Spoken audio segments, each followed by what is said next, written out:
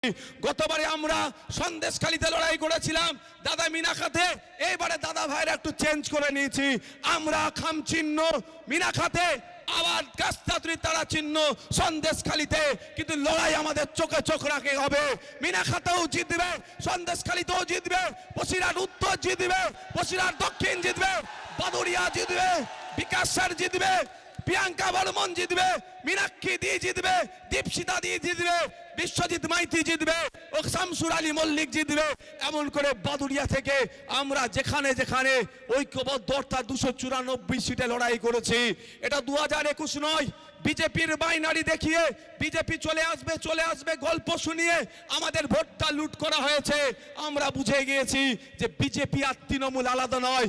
এই বিজেমূলকে আটকাতে গেলে, এর যোগ্য জবাব দিতে গেলে ইন্ডিয়ান সেকুলার ফ্রন্টের হাতকে শক্ত করতে হবে, বামপন্থীদের হাতকে শক্ত করতে হবে।